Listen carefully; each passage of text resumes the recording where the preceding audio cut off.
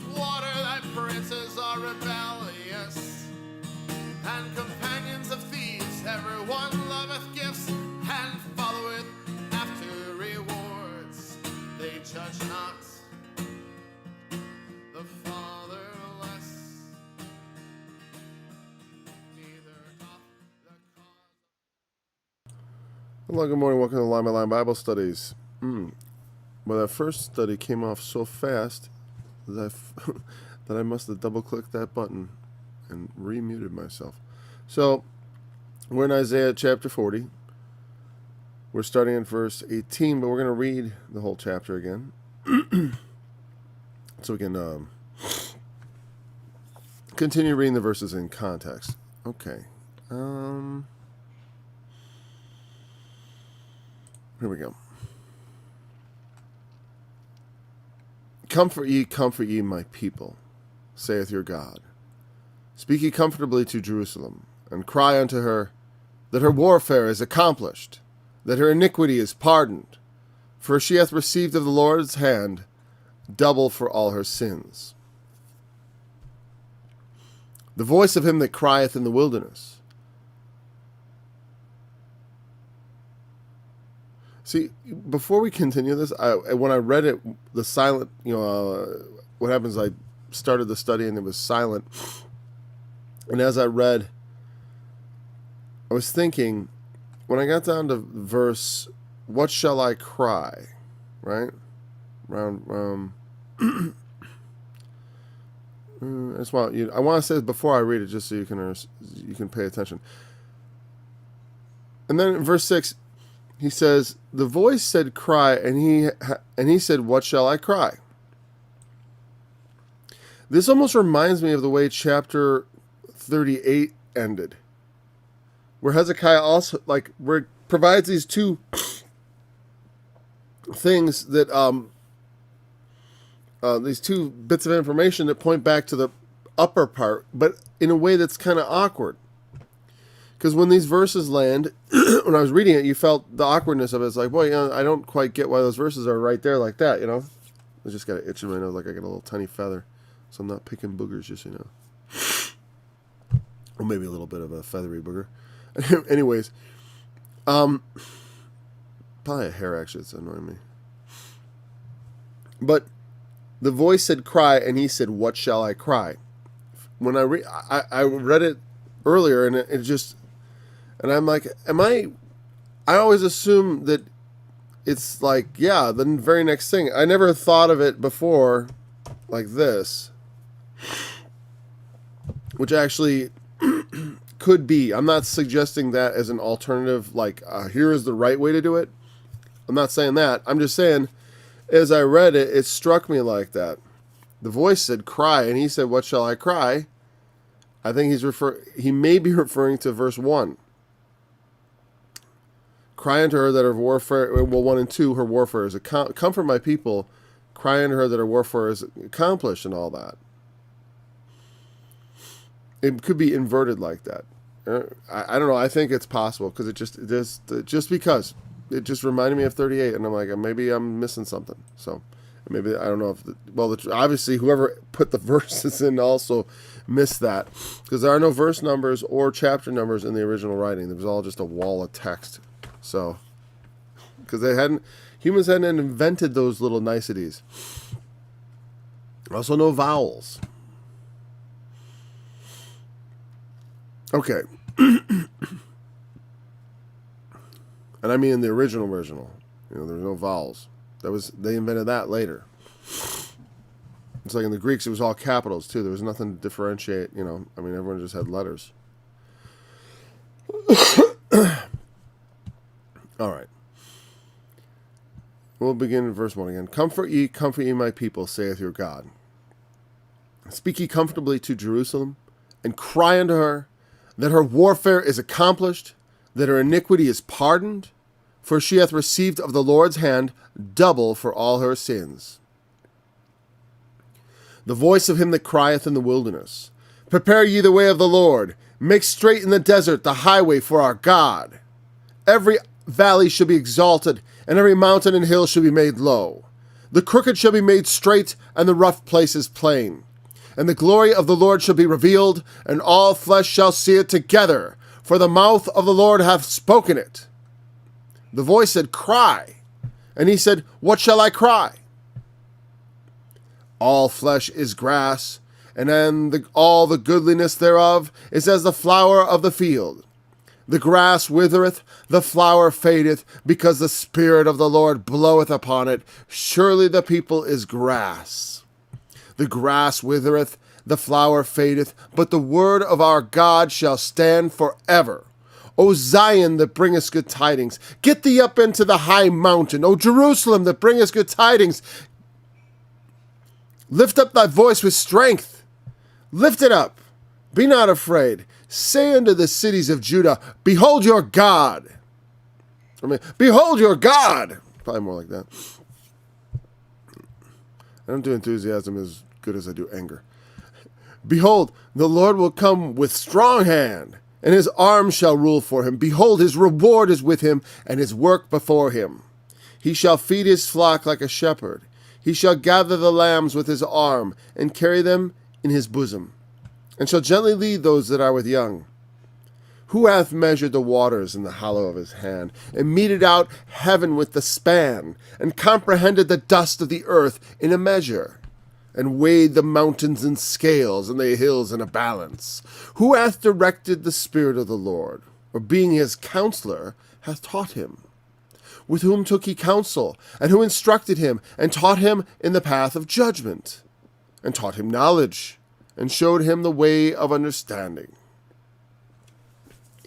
Behold, the nations, Behold, the nations are as a drop of a bucket, and are counted as the small dust of the balance. Behold, he taketh up the isles as a very little thing.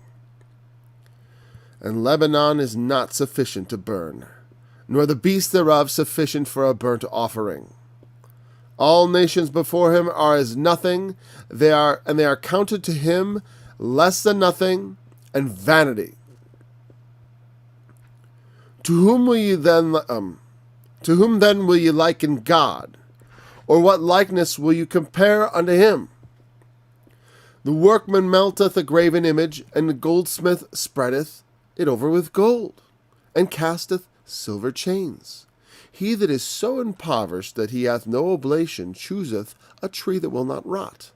He seeketh unto him a cunning workman to prepare a graven image that shall not be moved. Have ye not known? Have ye not heard? Hath it not been told you from the beginning? Have ye not understood from the foundations of the earth? It is he that sitteth upon the circle of the earth, and the inhabitants thereof are as grasshoppers, that stretcheth out the heavens as a curtain, and spreadeth them out as a tent to dwell in, that bringeth the princes to nothing. He maketh the judges of the earth as vanity. Yea, they shall not be planted. Yea, they shall not be sown. Yea, their stock shall not take root in the earth, and he also shall blow upon them, and they shall wither. Then the whirlwind shall take them away as stubble. To whom will ye liken me, or shall I be equal? Saith the Holy One. Lift up your eyes on high, and behold who hath created these things, that bringeth out their host by number. He calleth them all by names, by the greatness of his might, for that he is strong in power, not one faileth. Why sayest thou, O Jacob, and speakest, O Israel, my way is hid from the Lord, and my judgment is passed over from my God? Hast thou not known? Hast thou not heard? That the everlasting God, the Lord, the creator of the ends of the earth, fainteth not, neither is weary, there is no searching of his understanding? He giveth power to the faint, and to them that have no might he increaseth strength. Even the youths shall fail and be weary, and the young men shall utterly fall. But they that wait upon the Lord shall renew their strength. They shall mount up with wings as eagles. They shall run and not be weary, and they shall walk and not faint.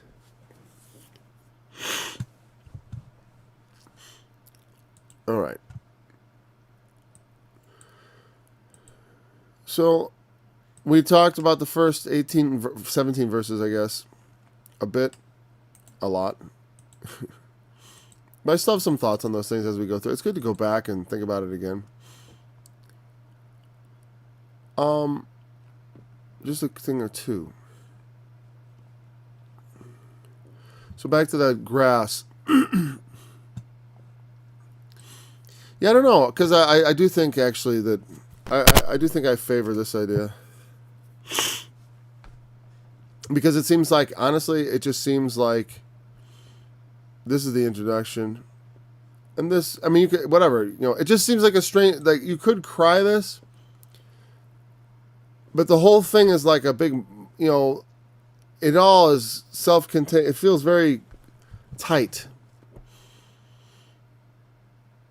And this transition is a little jarring. But all flesh shall see it together. All flesh is grass. Remember, like I said, there were a lot of analogies of human beings being grass. Like grass, or compared to grass, actually. In a simile. And also there's metaphors. I mean, like, what was... Well, it brings to mind when it talks about in chapter 28, the glorious beauty which is on the head of the fat valley shall be a fading flower, and as the early fig before the harvest, which men look upon. It's like the things that are done, like the grass. The grass grows in the springtime. Now this September, it's kind of done. Nobody's mowing the grass, and it hasn't rained much, so the grass isn't doing anything. It just withers and fades.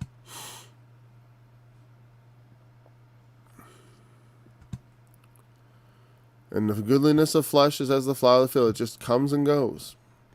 But what doesn't come and go is the word of God. And then I guess I don't have a lot to say about what we already covered. I felt like, we talked about this. I think it was a specific reference to 28 that and also when it talked about in 28 about I keep Jeremiah 23 keeps popping in my head, the music from it, with the whirlwind of the Lord has gone forth in fury, falling, but that I was thinking more of the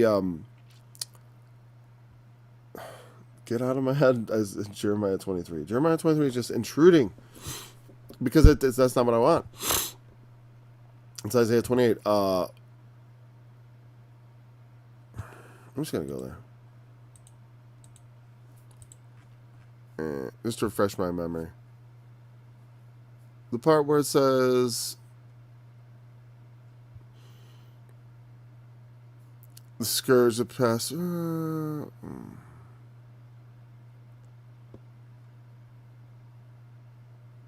Maybe it was just that part. Maybe. Well, there's a lot of agricultural references in that particular passage. But I'm not going to pull up every reference to grass to just demonstrate that point. But the grass and flesh thing is a repeated theme. Okay, which you can investigate for yourself. I don't know, that seems a little too minuscule to actually worry about. Referring to man's life and the value we put on it is, but it is also just so brief and so small. And we don't take stock of that. We need to take stock of how transitory and unstable our lives are, and realize that we are like grass. Our whole civilization is not even, it's relatively stable, but things can change rapidly. And you are dragged along by forces that you cannot control. Because of evil, because of wickedness, but also because of God. He makes things to be. The nations are as a drop in a bucket. There's really nothing, there's not enough burnt offerings and wood on the earth to pay for man's sins. And then he looks on the nations and they're nothing.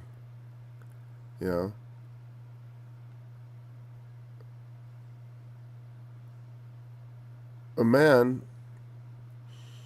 in his foolishness, to whom will you then liken God? That's where we're picking it up, right? Or what likeness will you compare to him? We always want to like sort of figure God out. And as I said, the danger of of taking anthropomorphisms or other things in the Bible is like what it says later. It says he stretches out the heavens like a curtain. Some people presume that means that literally that's how the heavens physically function. But what it means is how they apparently function. It's it's the apparent function, because that's all you have is the observed functions. Like the idea that it could just be ripped open like a curtain, that it's somehow, because the heavens will depart as a scroll when it is rolled together. But that's not a reflection of it being a cloth, though we do talk about the fabric of reality, don't we? It is sort of a cloth, interwoven. It's funny that they often portray like things like gravity in a sort of like in two dimensions, like with like a hole and stuff like that for like a black hole, or how gravity works like this sort of like in the fabric of reality. There's like this massive object creates like in a trampoline when you get a heavy person on there and you get a bunch of kids and they all kind of roll down to the center where the big heavy person is. That's how gravity is shown to work. And we have all kinds of apparent things, meaning the described in the Bible the way it is apparent from a human perspective.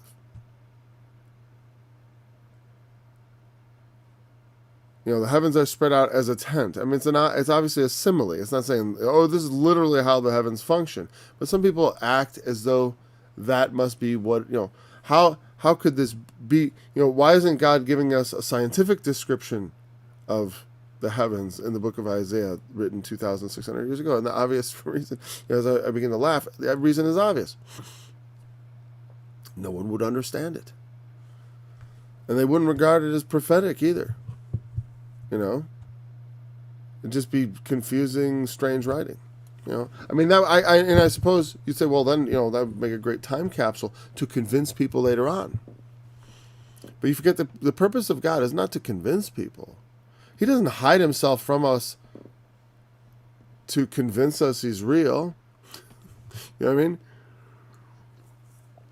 God hides himself so that man will behave according to how man would behave if he wasn't being supervised. And we have to, it's like we live a life, an existence that seems unsupervised by God. To some people, meaning it's possible to look around and think, or to think, God is like unto me, a corruptible man, or whatever I envision. And men create visions of what God is, and they would make graven images. Now, we don't have a lot of idol worship, or do we? You know what I mean? Do we? Is it all equivalent? It's like, because like we do call it idol and celebrity, and it's like, has it been transferred? Because here's the thing: the images on television, and and the stuff and the celebrated people, it's all not real. It's all images. It's all fake. Like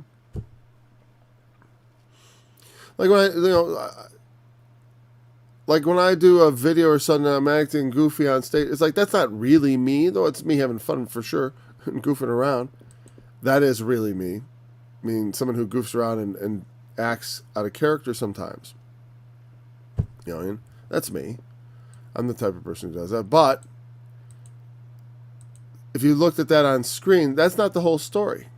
Even this is not the whole story. I'm not just sitting around teaching the Bible all day. What do you think to my kids? I'm like, listen, children, here comes the scripture, scripture instruction from your father. He's going to cram it down their throat constantly. That would be, quite a burdensome on them, I'm sure.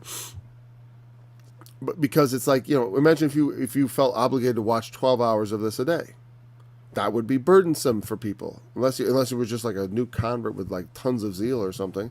Because there was a time in my life where I felt like I couldn't get enough of like the Shepherd's Chapel broadcast, and then which eventually I gotta always note that like I am not, well, I never was affiliated with them in any way, shape, or form, except I was married there. I was a donor to their church and all that, but I completely reject their teachings. Let's just say that without qualification, and then you can work out the details if it's an interesting subject to you, because I don't want to go into it. But I do not have anything in common as far as I'm concerned with the religion taught at the Shepherd's Chapel. And, well, except for the obvious externalities. And there are some obvious core things also that they believe, of course. So, but I'm just saying, like, there's no... Some things are, I don't know, how much, I'm not perfect. I'm not a perfect teacher. I don't know how much imperfection is acceptable. I think there's a certain level of sincerity and goodwill, not goodwill. I mean, people give goodwill to listen. They take their time to listen to something, and when someone has the ear of someone else, they have a certain responsibility to be honest and truthful to the best of their ability. And if someone is in ways caught out not being honest or being deceitful or manipulative, especially manipulative. I think that's what I dislike most about Arnold Murray's ministry, is the manipulativeness of it. Flattering people, building up yourself with confidence tactics like, and don't trust me, check, I hate talking about money, but let me ask you, would you like to have this for a very small donation,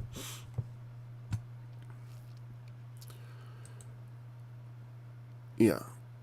He is so impoverished he has no oblation, chooseth a tree that will not rot. So, what I'm saying is, celebrities and pop culture, and also the imaginary pop culture. I mean, the Greek gods have movies, or whatever. Do they? I don't know. Maybe not the Greek gods, but like the Norse. They got the Thor, right? And it's very easy to not take that stuff seriously. I certainly don't. I don't look at it seriously anymore. I mean, Paul went to Mars Hill and he saw all the stuff there. I mean, and that's how I feel. Like I'm on Mars Hill and I see all this stuff, and I feel kind of unmoved by it. But I know there are people who are way into their cultural icons, and they even call them cultural icons. And in fact, that's pretty much what they function as. They are we don't grave images. People love images. It's one of the forbidden things about images, and one of the huge controversies of Christianity was at the beginning. Well, not at the very beginning, but several centuries in, with the iconoclasts. I used to think of myself as an iconoclast because I wanted to destroy, they were the image breakers. And the images not focused on pagan images, but the images that had cropped up around Christianity, of Christ, of the saints, and of etc. I'm just going to say Christ and the saints, okay? Because that covers any other personalities, and I just don't want to get... Because I know there's lots of images of very specific personalities that get people upset. And it's, but you gotta remember, those are saints and the Lord Jesus, and it's focused differently. It's still, I'm not into praying in front of statues of anything. But I mean, obviously, I do not think all images, because when I stand before you, there's an image, there's something to see. And Jesus Christ is the express image of his person, which in Greek the word is icon. He is the image of God. And I don't think the Catholics are entirely wrong when they say that the incarnation of God in Christ did change somewhat the outlook on images. Because we had an image of God. We had a likeness of God in the Lord Jesus. Because it's not just like, what he looks like. It's like, no, we had a man on the earth who was God. And therefore, we can look at his life and the things he said and extract from that an image of him. And that's who we believe in our minds, Christ. We have this image of who Christ is in our minds. And even if we're serious Christians, we're trying to become as much like that image as possible. We're trying to emulate and also to imitate. And so also the images of the world are images of emulation and imitation and admiration, and also of worship. They spend time studying these images. Like I study the Bible. There are hundreds of channels where they talk about pop culture. And there are people making studies of it and teaching. I even have watched something, because maybe I'm interested in a movie and I'll watch like a review or something like that, right? And it's not positive where the line is to me. But there certainly is an obvious modern parallel in the false images presented on the screen of people who are disingenuous and lying, but also receiving admiration and adoration from the public. And certainly pornography is an excellent example of graven images that are essentially like gods. Masturbation can be seen as an act of worship. Absolutely. But to pornography, I've thought that for a long time. Being a man and not being immune to those things that are common to man. But it's like, I know what, and so also these other things, I don't know, the enthusiasm, but let me say this, that it's certainly, people are caught up in all this nonsense of stories and imaginations and, and all that. And also the degree to which they get worried about it and stuff. It's absolutely perilous. It's so dangerous for everyone else. A society that is fixated on the gods constantly.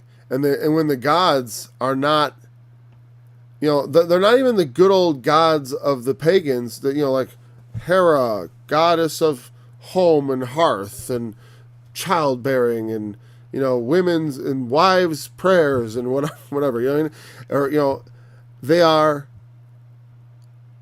just, they're all presented as saviors, in some sort, the good guys, but the mundacity, the mundane things of life that the old gods used to sort of affirm and build up, so at least you could have a functioning society. I mean, Rome was a functioning society, but their gods had a sort of sense to them. We have the worker god. He is the one who works, and he represents. So people, if you're a workman and you worked in the blacksmith, you could look to the blacksmith god as your, hey, I identify with that.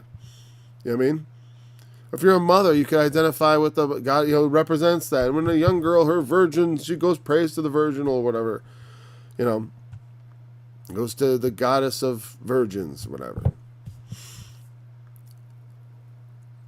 And that's all more sensible than what we have, because the gods care not.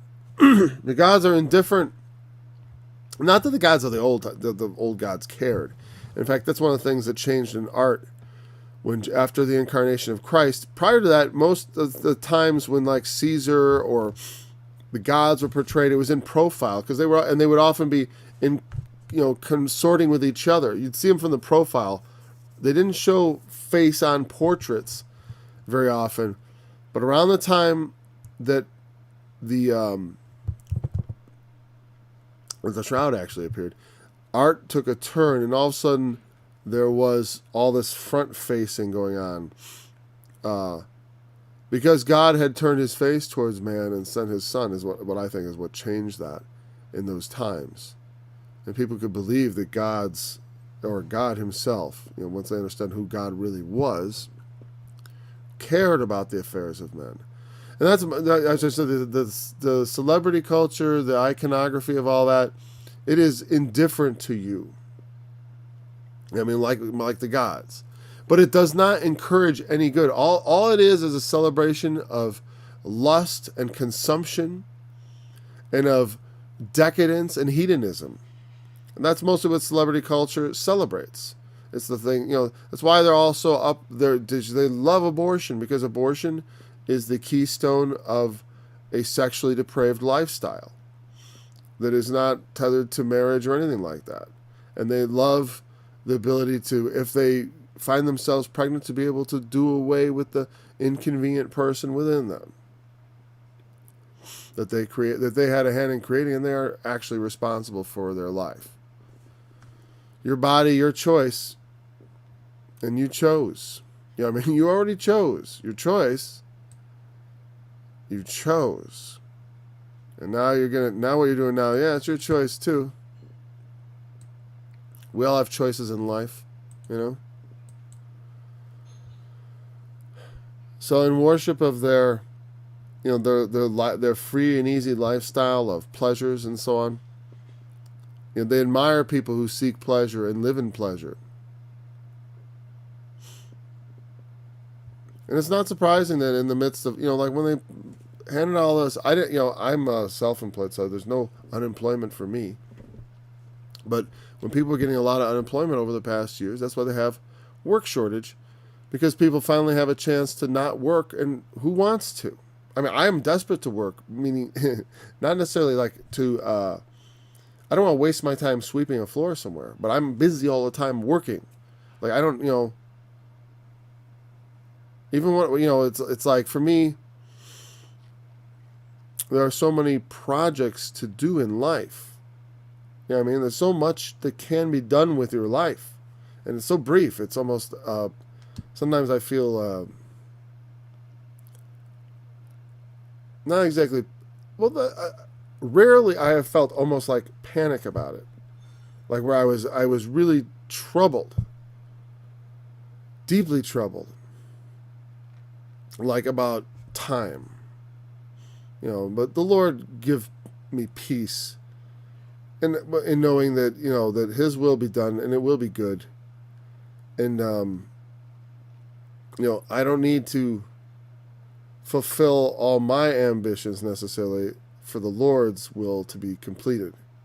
It's like the things I want to do or believe I could do, I believe I can do all things, and that's a lot. But it's like, God has not necessarily burdened me or anybody in particular. I speak for myself, but also this is something you can think, He's not necessarily burdened you with everything. Everything that you see as possible, especially if you have a lot of vision of possibilities like I do. You have a tendency to feel responsible to bring all those possibilities into being. Especially like when, there's videos I'd like to do. There's videos and stuff and I want to make and stuff, but sometimes I have to settle for just doing what I can for now. And that may be for all time. But I'm thankful. I need to be thankful for that, which I always am, but most of all at peace. All right. So, they're talking about this. I don't think we need to go over this in detail about, yes, they make idols out of physical things. Now they make them out of a combination of human and celluloid. I say celluloid because I know that's how film whatever they used to call that it was printed on. But obviously, that's not literally the case. Like, they're not made of celluloid, but it is like an image. It is a falsehood. It's not always an out and out lie, meaning like a movie or anything like that. But the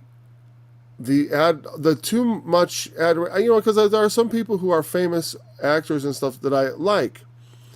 And it's not necessarily the actors even themselves, because they themselves are not really often what they are on screen. And there's an image that becomes created that's kind of not really that. Like they were the model for the Zeus statue. You know what I mean? And so, especially things, like I said, like the hero characters and stuff that people get tied up in.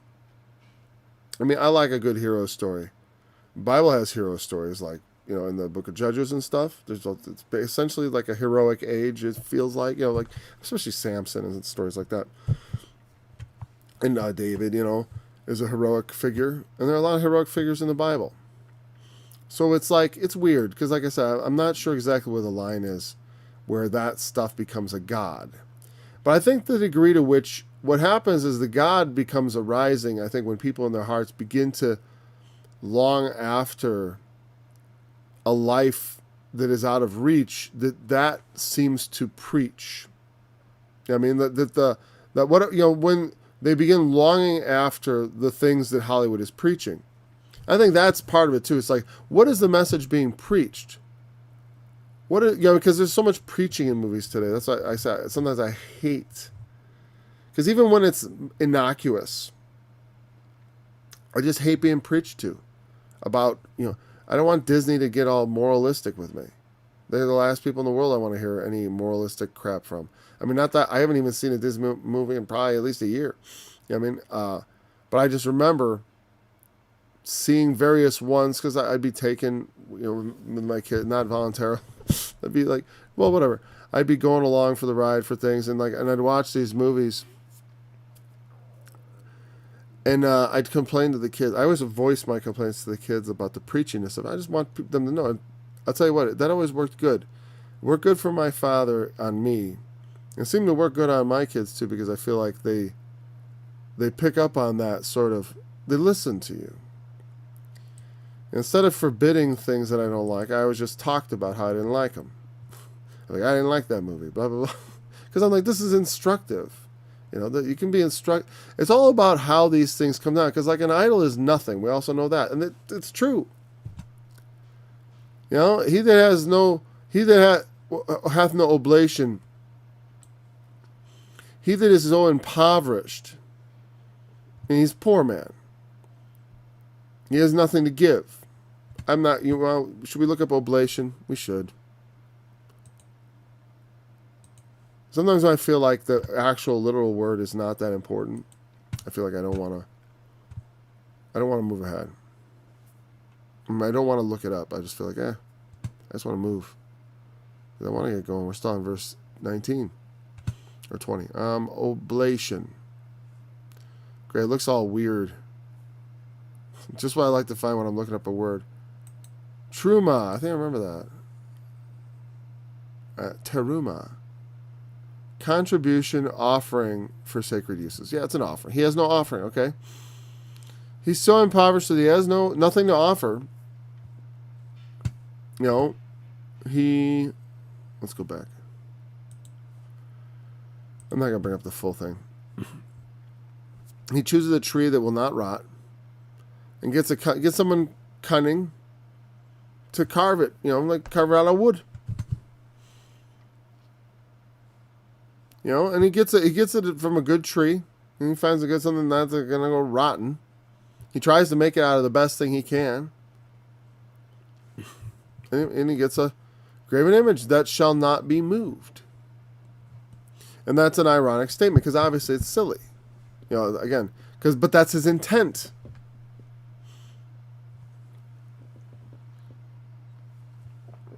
He wants to create a permanent God.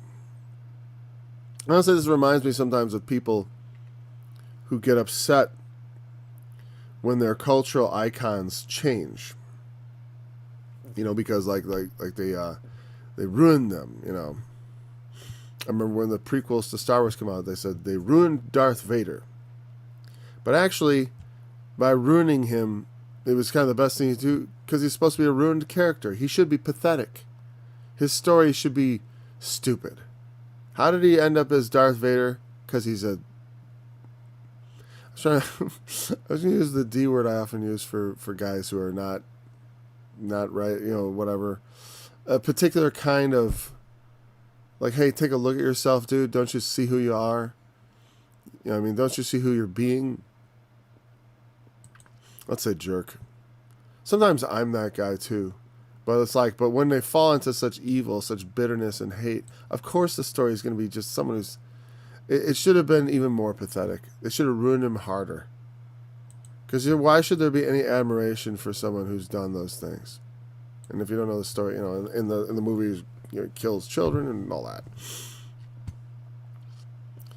out of his own fears. He becomes so consumed with his own fear that he, it doesn't even make a lot of sense. That's what people hated it, because it was senseless. Yeah, a lot of things are like that. A lot of evil is not particularly glamorous or particularly understandable. Have you ever watched like the true crime type stuff where people, or people's crimes they go through what happened? It's like it's always just absolutely they're pathetic. I don't mean that they deserve sympathy much. I mean, God have mercy. But, the people who do these heinous acts, it's like you look at, there's not like some sort of like, wow, people who do heinous acts, in cultural icons, people like Darth Vader. But it's like, in reality, everyone who behaves that way is hated. Hitler, all those, I mean, people who kill and are dictators and do that are not loved. Only they are loved at the end of a sword, at the barrel of a gun. They'll get people to love you that way. Oh, we love you, great leader. Everyone love the great leader.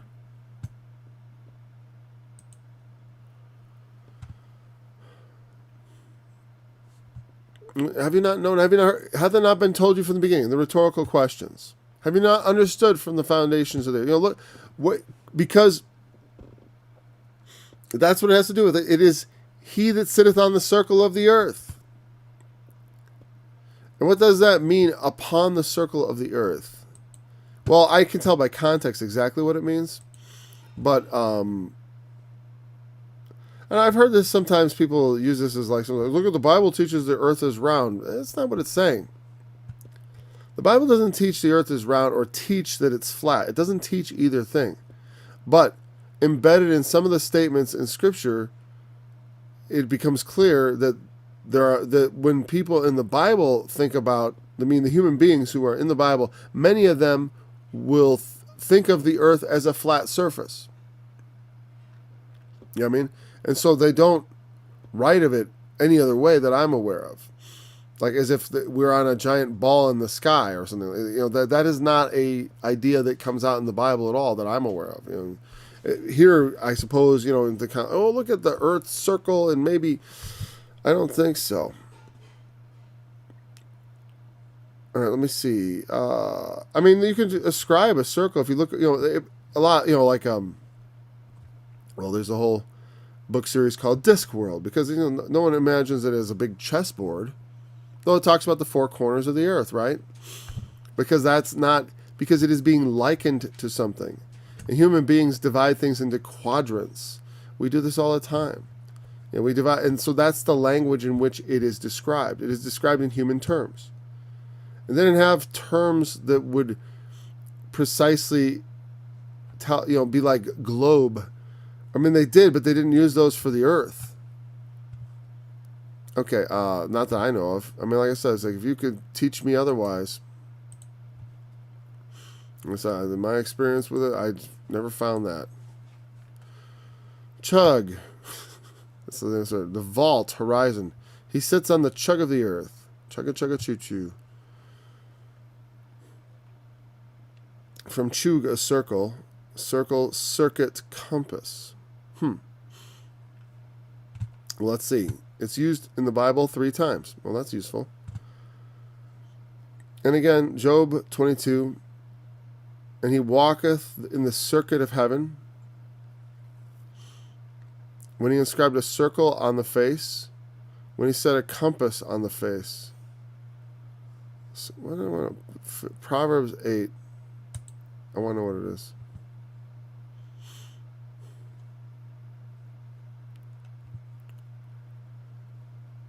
Because honestly, it would probably be better translated maybe dome.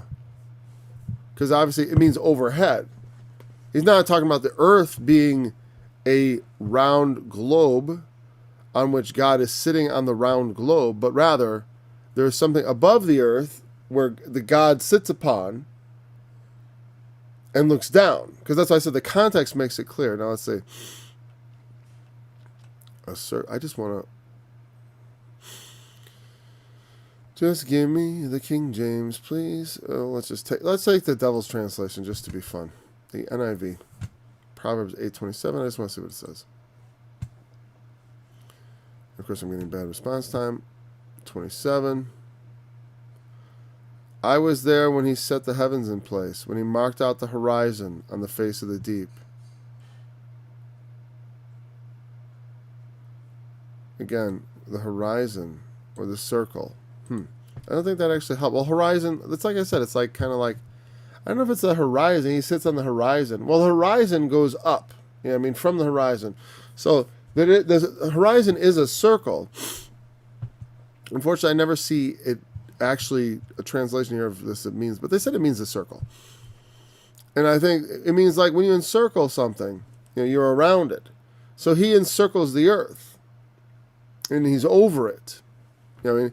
And he sits upon it, as far as like that's the vision we're being given of God. Obviously this is loaded with simile here, and I don't think it's to me it's like it doesn't have to mean God literally is just up there sitting and looking, like he's sitting up like literally as a embodiment. Again, some graven image of God sitting on a circle in the sky. That's not what it's meant. He that sitteth upon the circle of the earth, and the inhabitants of her as grasshoppers. And God looks down, and the inhabitants are just like insects. He stretcheth out the heavens as a curtain and spreadeth them out as a you see God like he's above the earth, and he spreads out these curtains and tents. He is the creator. Sorry. How does he end up stretching like that? Oh. So, he is the creator, and he brings the princes to nothing. He makes the judges of the earth as vanity.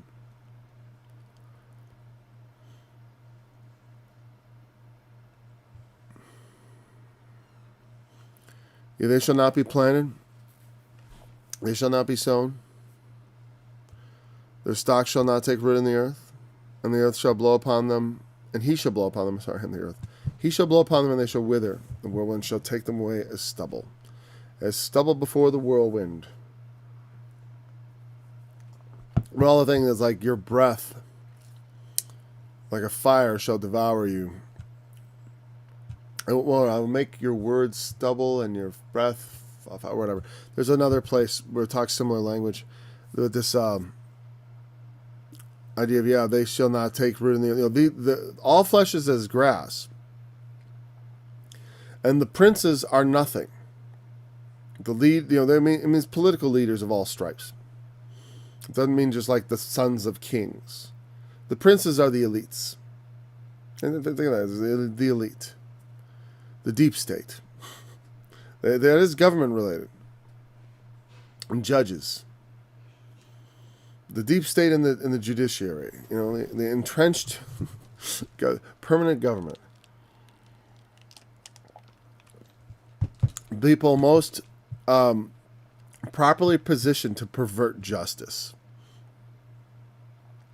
And when they do, as they are now, we're seeing the perversion of our system of government in this country as equal protection under the law crumbles. And only on one side of the political aisle are people going to be punished for any kind of infraction. And it's going to be for the least infractions. I have no doubt of that. Or at least certainly that's the direction everything is leaning. I know that's going to get crazy. Don't know how crazy it's going to get.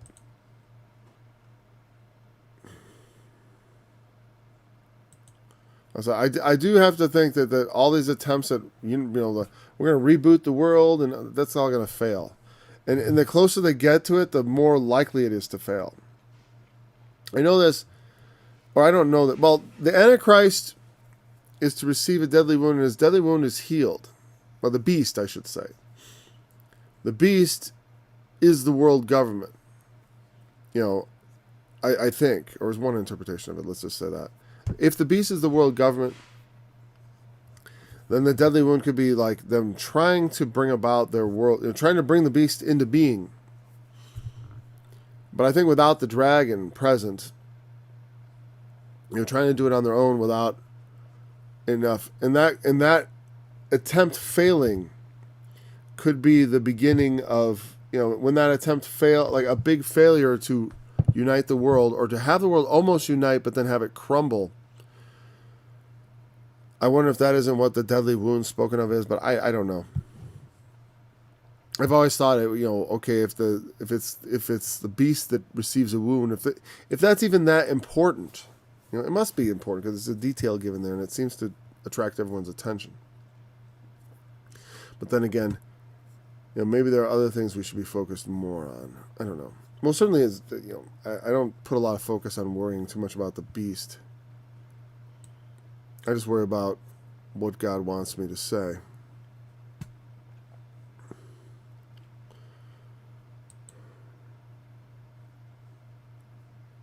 So, yeah, he brings the princes to nothing, makes the judge of the earth. These people who control the world think that they genuinely, that when they don't fear God, they begin to think that they genuinely are, they're the, like, can you imagine thinking about that there is no God, and that the highest thing is a human thing, highest known. I mean, maybe there's aliens or something, but they think of themselves. We are the pinnacles of not creation. Well, it's funny because, like, I know some people, some people would say, like, well, human beings aren't like there's no, like, top of the creation, so to speak. Like, because how could you believe in any kind of hierarchy if you don't believe in God? So you'd want to reject the idea that there is, you'd say that there's no preferred creation, like human beings existing or not is not, the universe is indifferent to that, and therefore it's no higher than bacteria, no more important. And it's those kind of beliefs that lead to many evils in the world. Some people would say, oh, no, because just because you have a sense of, have accepted some sort of irrational sense of morality, does not mean everyone else who believes as you do does. I'm always answering for bad Christian behavior. No, I'm not necessarily every day or whatever, but Christians behave badly and we all suffer for it. You Christians are all like this. And it's like, I used to get a little bit upset about the stereotypes and stuff and have to feel like I really had to correct people and like, no, it's not like that. It's like, this is what true Christianity is like. And then I decided to just start doing true Christianity and just focus on doing it. Just teaching the Bible, just be in it, studying it. And because you can't change everyone's mind. You can't. All you can do is what you can do right.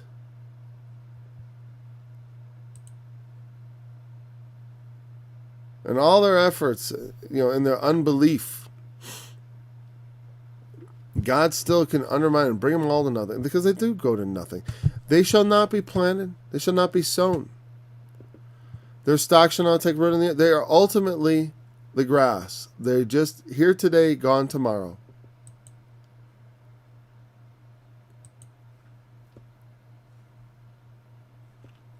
And he shall blow upon them, and they shall wither. Like the breath of the Lord blows upon them.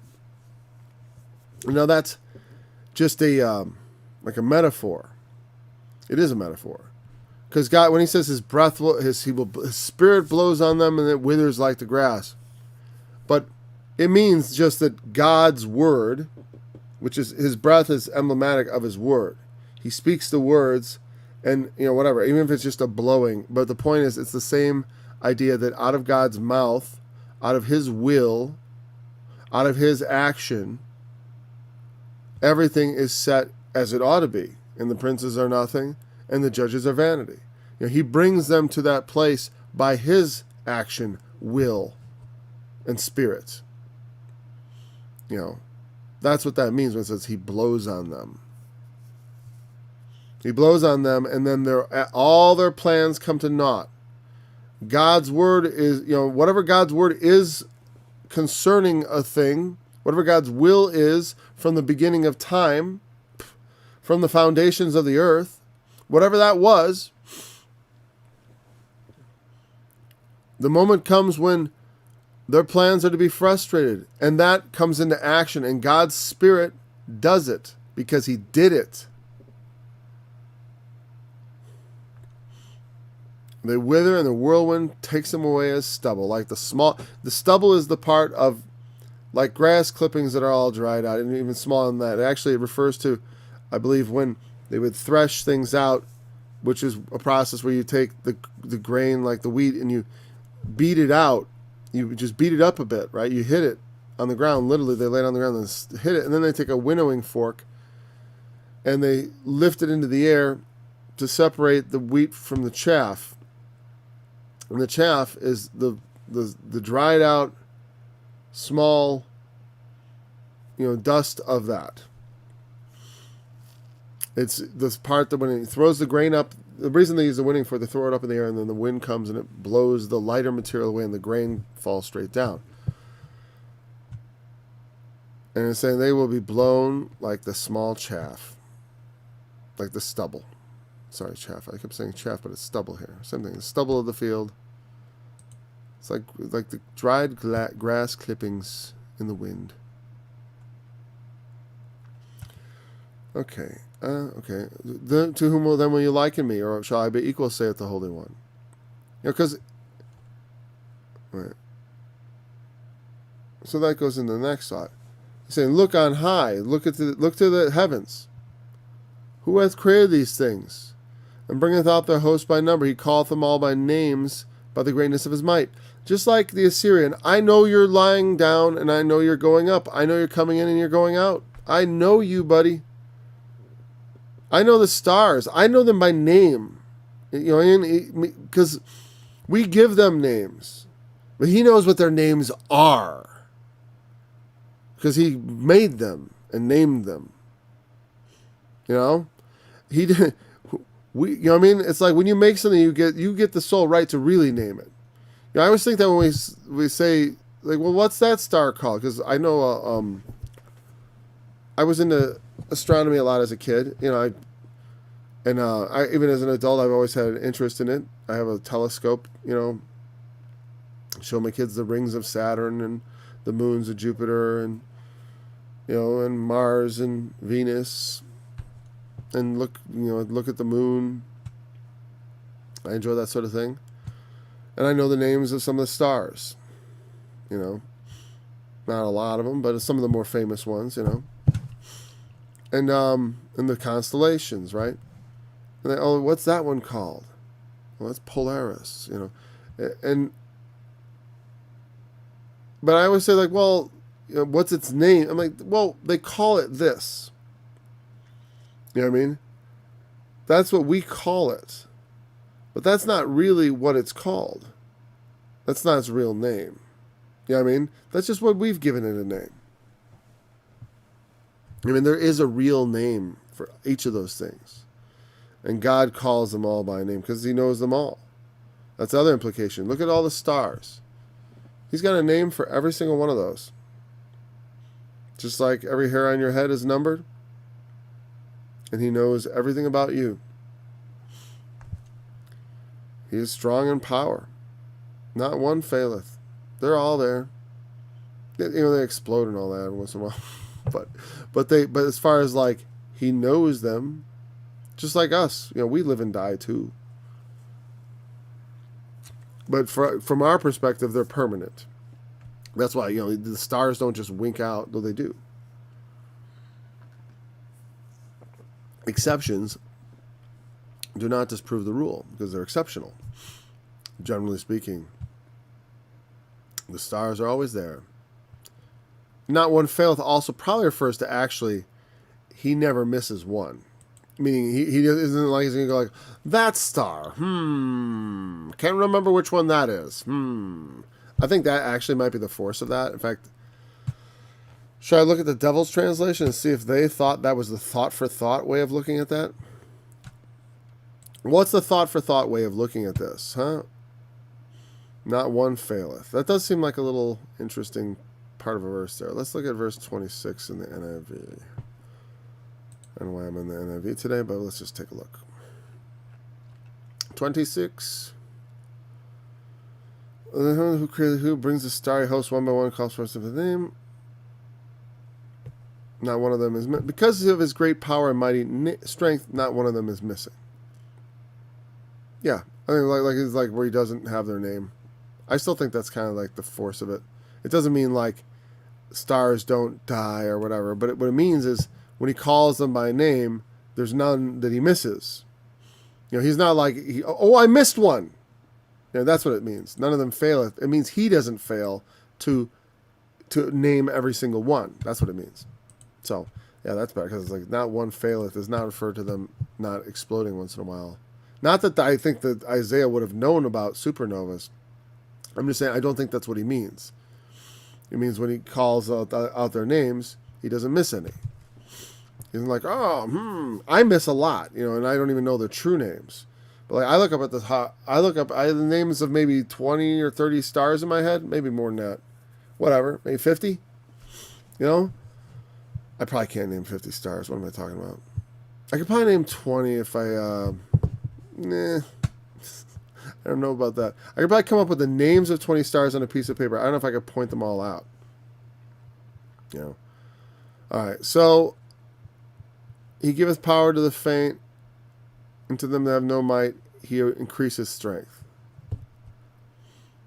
Oh, wait. Yeah. How did I go so far? Yeah. None of the stars, when he calls out to the stars, they're all there. They're all there. That's who he is. That's who God is. God is not some man. God is not some celebrity.